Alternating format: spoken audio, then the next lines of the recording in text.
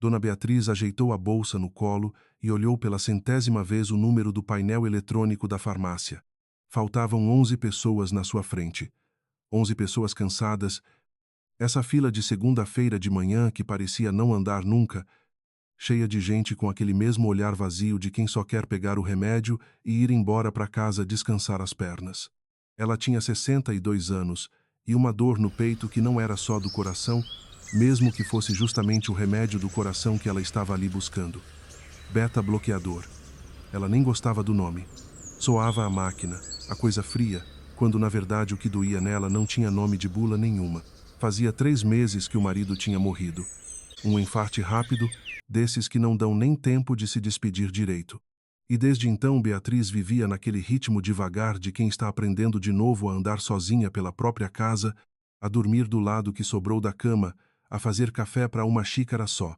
A funcionária atrás do balcão chamou o próximo. Beatriz nem prestou atenção, só deu um passo para frente, arrastando o chinelo baixinho no chão encerado. Foi quando ouviu uma voz de homem, atrás dela, perguntando pro atendente se aquele remédio tinha genérico mais barato. Uma voz grave, meio rouca, com aquele jeito de arrastar as vogais que ela conhecia como conhecia a própria respiração. Ela sentiu o corpo inteiro travar antes mesmo do cérebro entender por quê. Fazia 48 anos que ela não ouvia aquela voz. E ainda assim reconheceu na hora, do jeito que a gente reconhece o próprio nome gritado numa multidão. Ela não virou. Ficou ali, parada, com o coração, esse mesmo coração doente que ela vinha tratar, batendo descompassado, batendo como não batia desde os 14 anos. 14 anos. 1978. Uma cidade pequena do interior de Minas, dessas que tem praça central com coreto e igreja de frente para a prefeitura.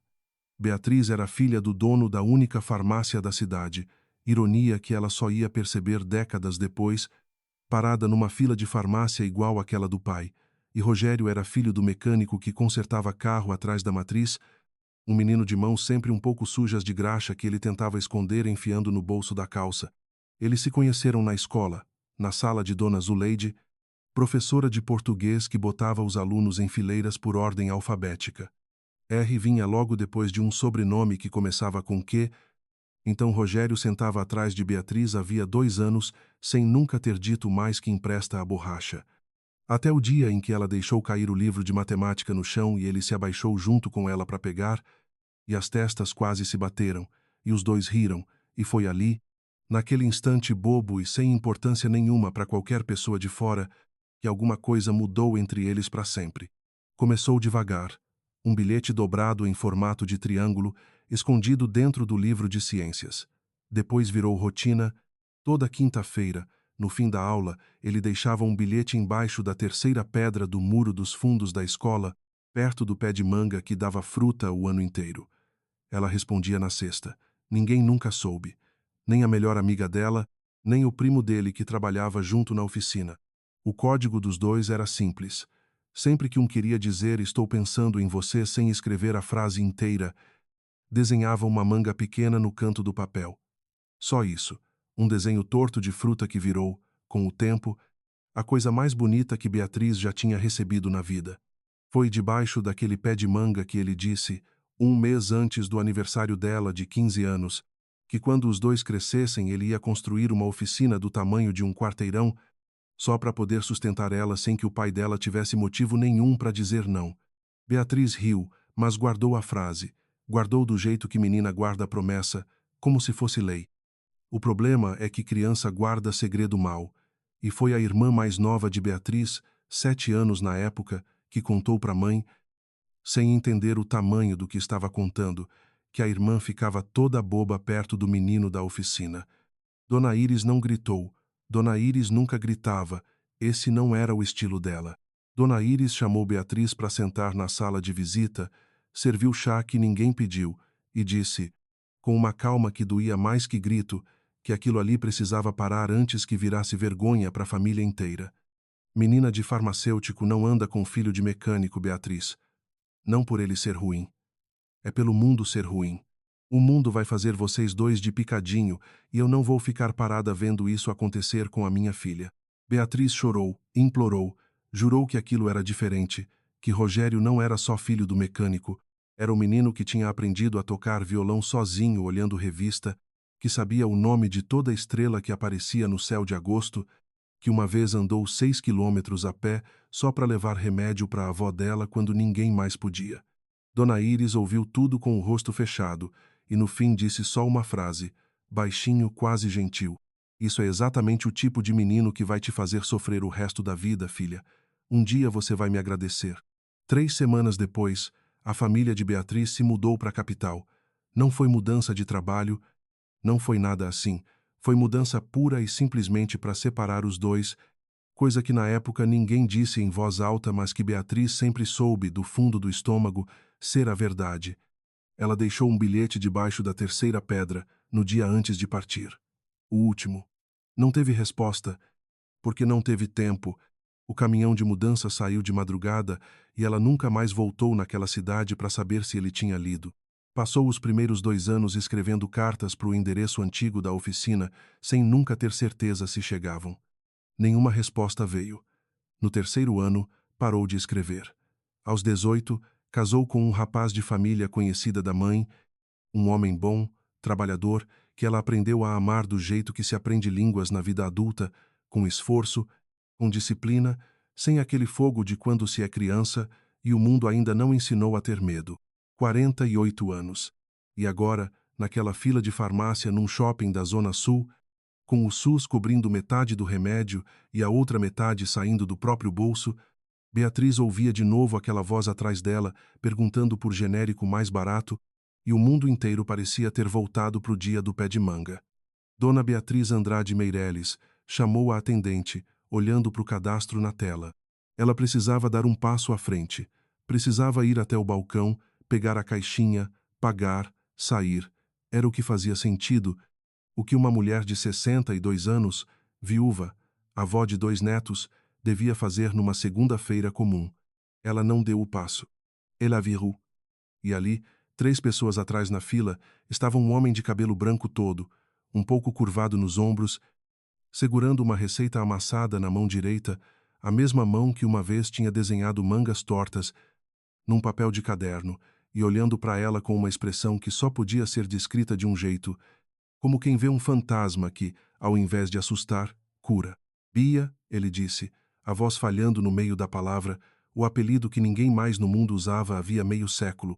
Beatriz sentiu as pernas fraquejarem. Segurou no carrinho de compras vazio ao lado, só para não cair ali mesmo, na frente de todo mundo, na frente do único homem que ela nunca tinha conseguido tirar completamente do peito, nem depois de casamento, nem depois de filhos, nem depois de 35 anos de vida inteira construída em cima do silêncio dele. Rogério, ela respondeu, e a palavra saiu mais como suspiro do que como fala. A atendente chamou de novo o nome dela, impaciente, e nenhum dos dois se mexeu. O resto da fila continuava, gente entrando e saindo, carrinho de bebê passando entre eles, o barulho comum de farmácia de shopping numa segunda de manhã. Só que para Beatriz e para Rogério, por um segundo esticado que parecia durar o tamanho de uma vida inteira, o mundo tinha voltado a ter só 2 pessoas nele, do jeito que era debaixo daquele pé de manga, antes de tudo dar errado. Eu escrevi para você, ele disse, de repente, os olhos molhados sem nenhuma vergonha de estarem. Escrevi por 2 anos. Toda semana. Achei que você tinha só esquecido de mim. Beatriz sentiu o chão sumir de um jeito diferente agora, porque ela também tinha escrito, ela também tinha esperado.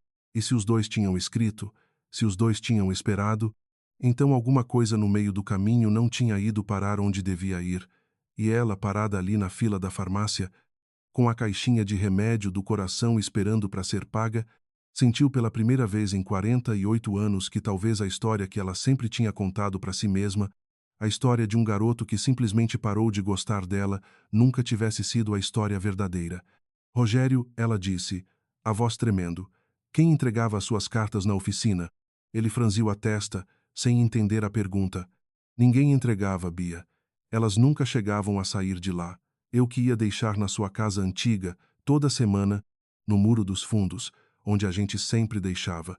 Até que um dia, quase um ano depois que você foi embora, uma senhora que morava perto me disse que já fazia meses que via alguém, pegando os bilhetes antes de qualquer um da sua família aparecer. O nome que veio à cabeça de Beatriz naquele instante foi um nome que ela não pronunciava havia anos, um nome que carregava dentro de si, com um misto de amor e mágoa que nunca tinha conseguido separar direito, o nome da própria mãe, Dona Íris, que tinha morrido fazia 8 anos, levando para o caixão, ao que tudo indicava agora, um segredo que estava prestes a explodir tudo o que Beatriz pensava saber sobre a própria vida. Eles não voltaram para a fila. A atendente chamou o nome de Beatriz mais 2 vezes até desistir e passar para o próximo, e nenhum dos dois deu por falta daquilo, porque tinham saído os dois, sem combinar, andando devagar até uma mesinha de plástico no corredor de alimentação do shopping, o tipo de lugar barulhento demais para uma conversa daquele tamanho, mas era o que tinha ali. Rogério puxou a cadeira para ela antes de sentar na dele. Um gesto antigo de outra época que ele fazia sem pensar, do jeito que se faz coisa aprendida na infância. Eu virei viúvo faz 5 anos. Ele começou, sem rodeio, como se soubesse que os dois não tinham tempo para ficar enrolando com assunto pequeno. Minha esposa, Marisa, lutou contra um câncer no pâncreas. Foi rápido, rápido demais. Eu perdi meu marido faz 3 meses, disse Beatriz. Infarto. Ele estava bem, tomando café, e no minuto seguinte não estava mais. Os dois ficaram em silêncio um instante, não por falta do que dizer, mas porque aquele tipo de dor não precisa de comentário, só precisa ser reconhecida. Você teve filhos? Ela perguntou. Um filho, o Bruno, mora em Curitiba, trabalha com informática. Vem me ver de 2 em 2 meses, mais ou menos. Ele deu um meio sorriso. E você? Uma filha. Cláudia. 38 anos. Mora aqui perto, cheia de opinião sobre tudo o que eu faço desde que fiquei viúva. Rogério riu de verdade dessa vez, um riso curto que pareceu tirar 10 anos do rosto dele. Continua igualzinha. Sempre falava dos outros com aquele jeito de implicância que era, na verdade, um jeito de amar. Beatriz sentiu o rosto esquentar, 62 anos e ainda corando feito menina de escola, e resolveu ir direto ao que estava entalado na garganta desde que ele mencionou as cartas. Rogério, eu preciso entender isso direito. Você disse que escrevia toda semana e deixava no muro. Eu escrevi também, por 2 anos, para o endereço da oficina do seu pai. Nunca veio resposta nenhuma. Eu achei. Eu achei que você tinha simplesmente parado de gostar de mim assim que sumi de vista. Um amor de escola que não resiste à distância, essas coisas que a gente diz para se consolar. Eu nunca recebi carta nenhuma sua, Bia. Nenhuma. O silêncio que caiu entre os dois dessa vez foi diferente. Mais pesado. Os dois tinham escrito. Os dois tinham esperado. E em algum lugar no meio do caminho entre a casa de um e a casa do outro, alguém tinha decidido que aquelas palavras não deviam chegar aonde precisavam chegar. A senhora que eu te falei, disse Rogério, baixando a voz, mesmo não havendo motivo para isso ali no meio do shopping cheio de gente. Ela ainda morava perto da sua casa antiga até uns anos atrás. Dona Amélia. Vendia ovo e fruta de porta em porta. Foi ela quem me disse, quase um ano depois que vocês foram embora, que via alguém pegando os bilhetes do muro antes mesmo de eu terminar de sair de perto. Ela ainda está viva? Estava da última vez que fui na cidade, ano passado, para o enterro de um primo. Deve estar com uns 85 anos agora. Foi morar com a filha, num bairro aqui mesmo na capital, salvo engano. Beatriz sentiu uma vontade quase física de sair correndo atrás daquela mulher naquele instante, de sacudir a verdade para fora dela feito quem sacode fruta de árvore. 48 anos guardando uma história que agora parecia ter sido escrita errado desde o começo. Eu preciso falar com ela, disse Beatriz. Então eu vou com você. Não foi pedido. Foi afirmação, do jeito firme que só quem já perdeu tempo demais na vida consegue dizer sem gaguejar. Trocaram o telefone ali mesmo, ele escrevendo o número dele num guardanapo de papel porque nenhum dos dois tinha o hábito ainda todo automatizado de simplesmente pegar o celular do outro e digitar. Combinaram de se falar no dia seguinte, depois que ele conseguisse o endereço certo de Dona Amélia com um sobrinho que ainda morava na cidade natal dos dois. Beatriz voltou para casa naquela tarde com a caixinha de remédio na bolsa. Tinha, no fim, voltado na farmácia e pego, com a atendente reclamando baixinho da demora e com uma sensação estranha no peito, uma mistura de tontura boa e culpa que ela não sabia bem de onde vinha. Foi Cláudia quem apareceu na casa da mãe naquela noite, do jeito repentino que só filha preocupada aparece, sem avisar, com uma bolsa de mercado numa mão e o celular grudado na outra. Mãe, você não atendeu meus áudios a tarde inteira. Eu quase mandei o Ricardo aí em casa ver se você tinha passado mal. Eu estava bem, filha. Só. Distraída. Cláudia parou no meio da cozinha, olhando para a mãe com aquele olhar clínico de filha que aprendeu, depois da morte do pai, a examinar cada detalhe no rosto da mãe atrás de sinal de tristeza escondida, de solidão mal disfarçada. Distraída como assim? Beatriz respirou fundo. Não tinha planejado contar naquela noite, mas também não tinha aprendido, na vida inteira, a mentir direito para a filha. Eu encontrei um homem hoje, na farmácia, um homem que eu conheci quando tinha 14 anos. Cláudia largou a bolsa de mercado em cima da mesa devagar, como quem precisa de tempo para processar. Que homem! O nome dele é Rogério. O rosto de Cláudia mudou de uma forma que Beatriz não esperava. Não foi surpresa pura, foi outra coisa, algo mais fundo, quase um susto antigo. Rogério, o menino da oficina, aquele que a vovó Iris falava. Beatriz sentiu o chão balançar de novo, dessa vez por um motivo completamente diferente. Como assim que a vovó Iris falava? Eu nunca contei essa história para você, Cláudia. Nunca. Cláudia ficou parada, os olhos indo de um lado para o outro, do jeito de quem está tentando decidir se fala ou se guarda para sempre uma coisa que já devia ter contado antes. Mãe, quando a vovó estava doente, antes de morrer, ela delirava muito. O médico dizia que era efeito da medicação mais a idade.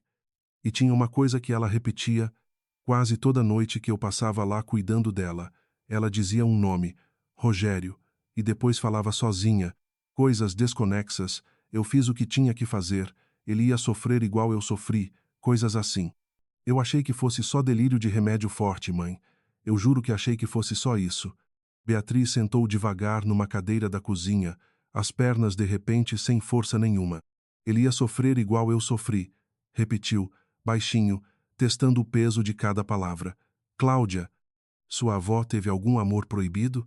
Alguma história que ela nunca me contou? Eu não sei, mãe. Eu era criança quando ela ficou doente, tinha só uns 12 anos, não prestava atenção direito nessas coisas. Só lembro do nome dele, porque era estranho ela repetir tanto um nome de homem que não era do vovô. O avô de Cláudia, o marido de Iris, pai de Beatriz, tinha sido sempre uma figura discreta na história da família, um homem gentil mas apagado, que passou a vida inteira atrás do balcão da farmácia sem nunca levantar muito a voz. Beatriz sempre tinha achado aquilo normal, coisa de geração antiga, homem que não gostava de aparecer. Agora, com aquela frase de Cláudia ecoando na cozinha, uma pergunta nova e desconfortável começava a tomar forma na cabeça dela, uma pergunta que ela ainda não tinha coragem de dizer em voz alta nem para a própria filha. Mãe, você tá branca. Senta direito. Deixa eu pegar sua pressão. Eu tô bem, Cláudia. Só preciso pensar. Você não tá bem. Você tá com essa cara que fica antes de passar mal. Eu não vou deixar você sair correndo atrás de fantasma de 40 anos atrás igual uma menina de novela, mãe. Você tem um coração fraco. Literalmente fraco, o cardiologista falou. Eu não sou uma menina de novela, Cláudia. Eu sou sua mãe, e eu tenho o direito de entender a minha própria história antes de morrer. A frase saiu mais dura do que Beatriz pretendia, e as duas ficaram se olhando um instante, mãe e filha, cada uma vendo na outra um pedaço de medo que não sabia bem como nomear. No outro lado da cidade, na casa pequena de Rogério, uma cena parecida acontecia de um jeito diferente. Ele tinha ido direto para o quarto de guardados assim que chegou, uma peça pequena atrás da cozinha onde Marisa costumava guardar as coisas que um dia ainda vou usar, frase que virou piada boa entre os dois durante o casamento inteiro. Numa caixa de sapato velha, debaixo de fotos de formatura do filho e de um relógio quebrado que ele nunca teve coragem de jogar fora, Rogério encontrou o que estava procurando. Um maço pequeno de cartas, algumas ainda lacradas, com o carimbo dos correios estampado em vermelho por cima do endereço. Endereço desconhecido. Devolver ao remetente. 7 cartas. 7 cartas que ele tinha mandado para o endereço novo de Beatriz na capital, um endereço que o pai dela, o dono da farmácia, tinha deixado escapar sem querer para um cliente antigo que depois contou para o pai de Rogério. 7 cartas que voltaram, todas, com o mesmo carimbo, e que ele tinha guardado por quase 5 décadas, sem nunca entender direito o que significava aquilo. Devolver ao remetente, como se a casa não existisse, como se Beatriz não existisse mais naquele endereço, quando, na verdade, ele tinha certeza disso agora. Ela devia estar ali, morando com a família, recebendo as próprias cartas que ele deixava no muro, esperando por respostas que nunca tinham partido dele porque também nunca tinham chegado a sair da sua própria mão de menino, sem entender o tamanho da armadilha em que os dois tinham caído. Alguém dos dois lados tinha trabalhado com cuidado para que aquele amor morresse sozinho, de fome de palavra, sem nem precisar de uma briga, de uma proibição gritada, de nada que deixasse rastro visível. Só o silêncio. Só a ausência fabricada, cuidadosamente, carta por carta. Ele ligou para o sobrinho ainda naquela noite, tarde, sem se importar com o horário. Tio Rogério, aconteceu alguma coisa? Eu preciso que você me arranje um endereço amanhã cedo. Dona Amélia, a que vendia fruta lá perto da casa antiga da família Andrade. Ela foi morar com a filha aqui na capital. Você sabe onde? Sei sim, tio. Minha mãe tem contato com a filha dela ainda, do grupo da igreja. Mas por que você quer isso agora? Essa hora da noite? Porque amanhã eu vou lá visitar ela e vou levar uma pessoa comigo que precisa muito ouvir o que ela tem para contar. No dia seguinte, Beatriz e Rogério se encontraram num ponto de ônibus perto da casa da filha de Dona Amélia, os dois vestidos com um cuidado meio bobo, meio adolescente, como quem vai numa entrevista de emprego importante e não numa visita de conversa antiga. A casa era simples, um sobrado geminado num bairro de classe média, com uma horta pequena na frente cheia de couve e alecrim. Foi a própria Dona Amélia quem abriu a porta, curvada pela idade, os olhos já bem fracos atrás de óculos de lente grossa, mas o rosto se iluminando assim que reconheceu Rogério. Meu Deus, olha quem apareceu depois de tanto tempo. Ela parou, olhando para Beatriz ao lado dele, e por um segundo o rosto dela mudou, ficou sério, quase assustado. E essa aqui é a menina Andrade, não é? A Beatriz? A senhora se lembra de mim? Perguntou Beatriz, a voz tremendo de leve. Como é que eu ia esquecer, minha filha? Eu vi vocês dois crescerem escondendo o bilhete debaixo daquela pedra feito dois passarinho bobo. Dona Amélia deu um suspiro longo, o tipo de suspiro que carrega o peso de décadas junto com o ar. Entrem, entrem. Vou fazer um café. Acho que essa conversa vai precisar de café forte. Sentados na sala pequena, cercados de porta-retratos e um crucifixo grande na parede, Dona Amélia contou, com a voz firme apesar da idade, a história que tinha guardado por quase 50 anos. Foi a sua mãe, Beatriz, Dona Íris. Ela veio até minha casa, um mês depois de vocês terem ido embora para a capital, e me pediu um favor. Disse que precisava que eu ficasse de olho no muro dos fundos da escola, no pé de manga, e que se visse qualquer bilhete ali, era para eu pegar antes de qualquer criança da vizinhança encontrar e levar até ela. Disse que era pelo bem de vocês dois, que era para evitar sofrimento maior no futuro. E a senhora fez isso? Perguntou Rogério a voz baixa, sem raiva, só cansaço. Fiz, meu filho. Deus me perdoe. Fiz, porque sua mãe tinha me ajudado muito quando eu perdi meu marido, ano antes disso, com remédio de graça lá da farmácia, com palavra boa, com apoio. Eu me senti na obrigação. E ela pagava também um dinheiro pequeno todo mês para ajudar nas despesas. Ela dizia: eu peguei os bilhetes de vocês dois por quase 2 anos. Entregava tudo para ela numa sacola fechada, sem nem ler. Isso eu juro pelos filhos que tenho. Beatriz sentiu as lágrimas descerem sem nem perceber que tinham começado. Por quê, Dona Amélia? A senhora sabe por quê? Minha mãe sempre disse que era por causa da diferença de classe, que era para me proteger do mundo. Mas isso nunca fez sentido de verdade para mim, nem quando eu era menina. Dona Amélia ficou quieta um instante, olhando para o fundo da xícara de café como se ali dentro houvesse alguma resposta escondida. Não foi só isso, minha filha. Eu não sei tudo, viu? Ninguém nunca soube tudo. Sua mãe era mulher de guardar segredo bem guardado. Mas uma vez, faz muitos anos, quando ela ainda vinha aqui de vez em quando pegar fruta, ela bebeu um pouco mais de vinho numa festa de fim de ano e me disse uma coisa que eu nunca esqueci. Disse assim: Amélia, eu não fiz isso pela Beatriz. Eu fiz isso porque eu não aguentava ver a história se repetir. E não quis falar mais nada. Mudou de assunto na mesma hora, e eu nunca tive coragem de perguntar de novo. Que história, dona Amélia? Perguntou Beatriz quase sem voz. A velha senhora abriu a boca para responder, mas nesse instante o celular de Rogério começou a tocar, alto, insistente, na mesa de centro onde ele tinha deixado.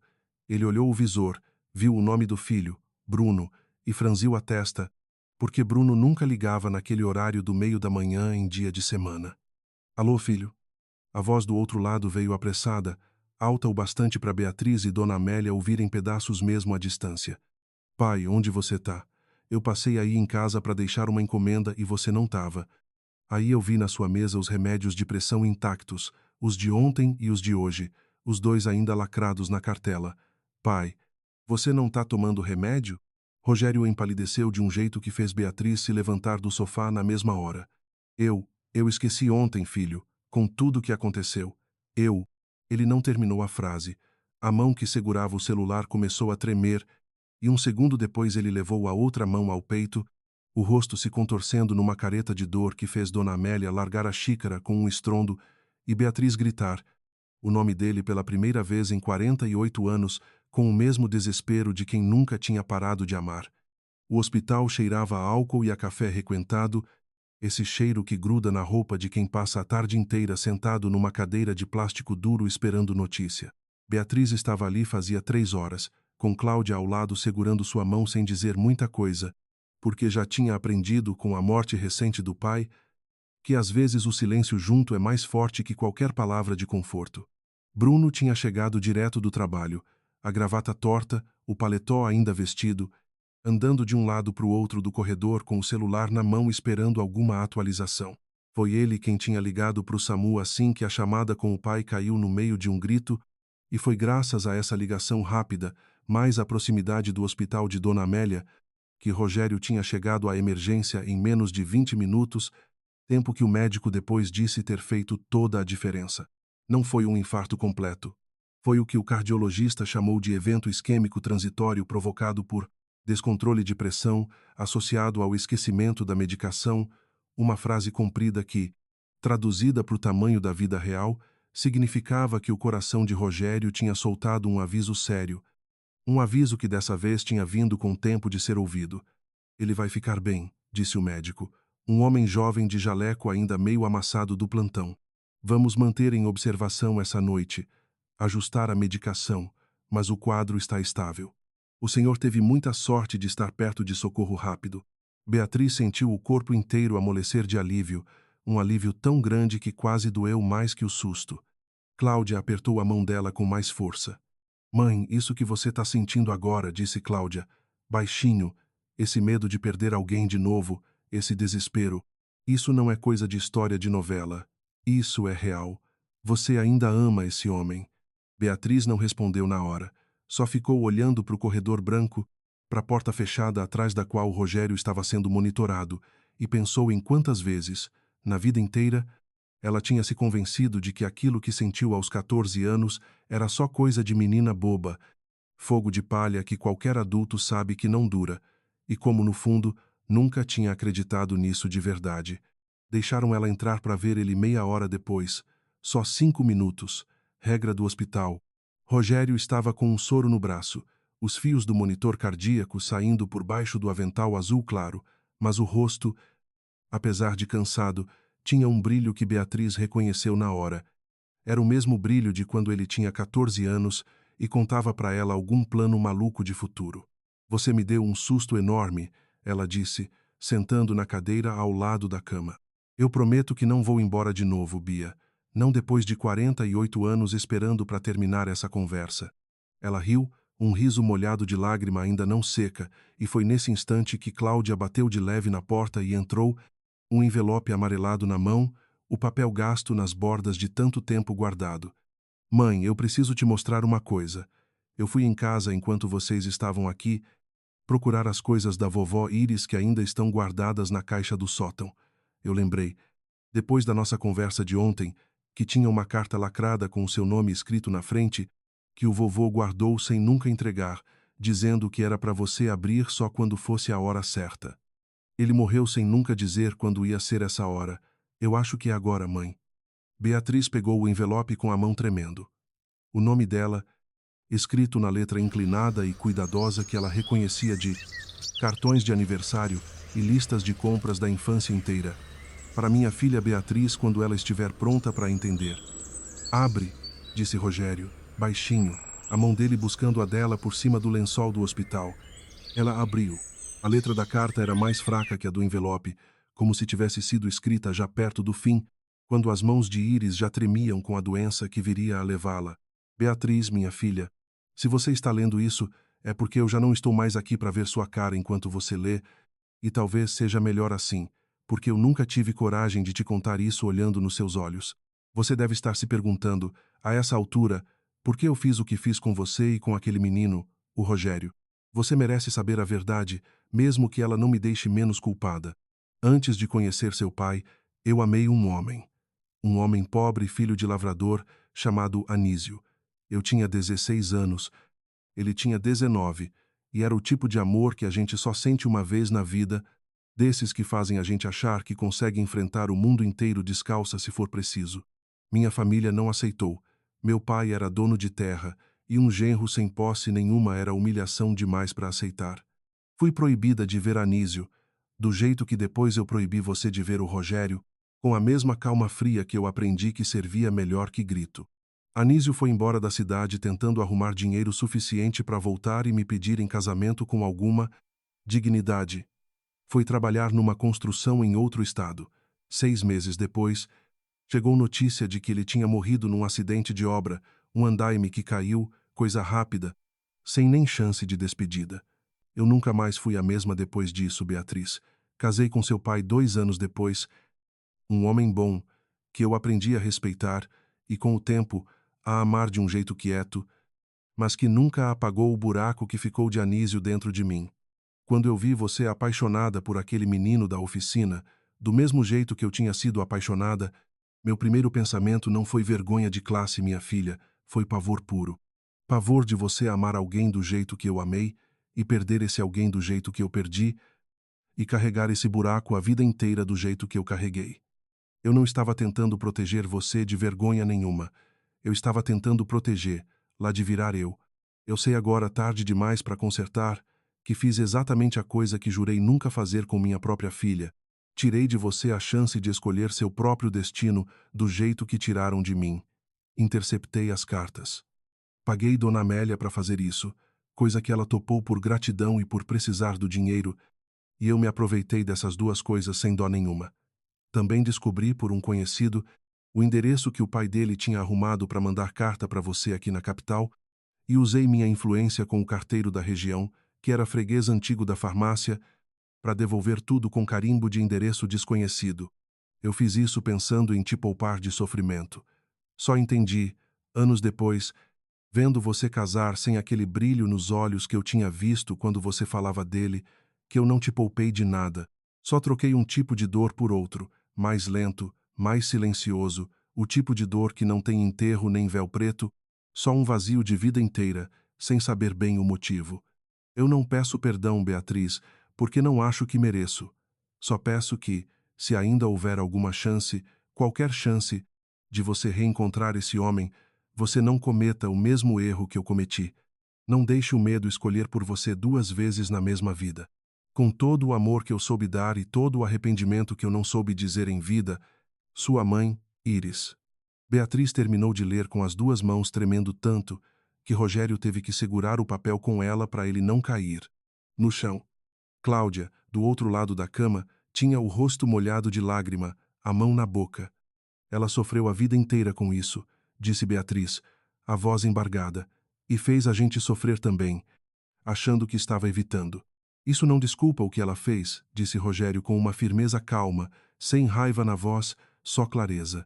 48 anos, Bia. Ela teve 48 anos para desfazer esse erro e nunca desfez, deixou para uma carta escrita já perto da morte, quando não tinha mais coragem de encarar sua reação. Isso não é desculpa, é explicação. São coisas diferentes. Beatriz assentiu, enxugando o rosto com as costas da mão. Fazia sentido, aquela distinção, e ao mesmo tempo aliviava um pouco a raiva que ela sentia crescer no peito ao lado da dor. A mãe não tinha sido um monstro sem motivo, tinha sido uma mulher quebrada tentando, do jeito errado e cruel, evitar que a filha quebrasse do mesmo jeito. Isso explicava. Não perdoava, mas explicava. Eu sempre achei estranho o jeito que ela tratava seu pai, disse Beatriz, olhando para Cláudia, gentil, mas distante. Agora eu entendo. Ela nunca conseguiu amar ele do jeito que amou o Anísio. E se sentia culpada por isso também, provavelmente. Toda essa história é triste demais, mãe. É. Mas também explica muita coisa que eu carreguei a vida inteira sem entender direito por quê. Ficaram um tempo em silêncio, os três, o bip do monitor cardíaco marcando o compasso da conversa. Foi Rogério quem quebrou o silêncio, a voz mais leve dessa vez, tentando puxar o clima para um lugar menos pesado. Sabe o que eu penso, Bia? Se a sua mãe tivesse conhecido o Anísio de verdade, se tivesse tido chance de casar com ele, talvez ela tivesse aprendido, na prática, que amor não é garantia de segurança nenhuma, mas também não é garantia de desgraça. É só risco, do jeito que respirar é risco, do jeito que atravessar rua é risco. Ela teve a coisa mais perigosa que existe, um coração que sabia amar direito. E não teve coragem de deixar você ter a mesma coisa. E agora? Perguntou Cláudia, olhando entre os dois com um misto de curiosidade e cautela de filha que já viu demais para um único dia. Beatriz olhou para Rogério. Ele olhou de volta, com aquele mesmo jeito de menino que tinha 14 anos debaixo de um pé de manga, prometendo construir uma oficina do tamanho de um quarteirão. Agora, disse Beatriz, a gente não vai deixar mais ninguém, nem vivo nem morto, decidir por nós dois o que fazer com o tempo que sobrou. Rogério sorriu, um sorriso largo que pareceu doer um pouco de tão sincero, e pediu, com a mão livre do soro, que Cláudia pegasse o bloquinho de anotações que ficava na mesinha ao lado da cama do hospital, desses que trazem o logo do plano de saúde impresso no topo. Ela entregou, sem entender direito o motivo. Ele desenhou, devagar, com a mão ainda um pouco fraca do susto, uma manga pequena e torta no canto da folha. Exatamente igual às que desenhava havia quase 50 anos. Isso quer dizer que estou pensando em você, disse ele, entregando o papel para Beatriz. Só que dessa vez eu quero dizer pessoalmente, sem precisar esconder debaixo de pedra nenhuma. Beatriz segurou o papel contra o peito, e pela primeira vez desde a morte do marido, desde a mudança forçada para a capital aos 14 anos, desde a vida inteira de perguntas sem resposta, sentiu que alguma coisa dentro dela, alguma coisa que tinha ficado quebrada e trancada havia quase 5 décadas, começava, devagarzinho, a se recompor. Rogério recebeu alta 2 dias depois, com uma lista nova de remédios, um cronograma rígido de horário para tomar cada um e a promessa firme de Bruno de ligar todo santo dia para conferir se o pai não tinha esquecido nada. Beatriz foi buscar ele no hospital pessoalmente e Cláudia, ao ver a cena dos dois saindo juntos pela porta principal, o braço dele apoiado no dela, decidiu, ali mesmo, guardar o comentário irônico que tinha na ponta da língua sobre romance de novela e deixar só um sorriso pequeno escapar. Nas semanas seguintes, os dois retomaram, com a pressa cuidadosa de quem já sabe o preço de deixar tempo passar, tudo aquilo que tinha ficado para trás. Visitaram juntos, num sábado de sol, a cidade pequena de Minas onde tudo tinha começado.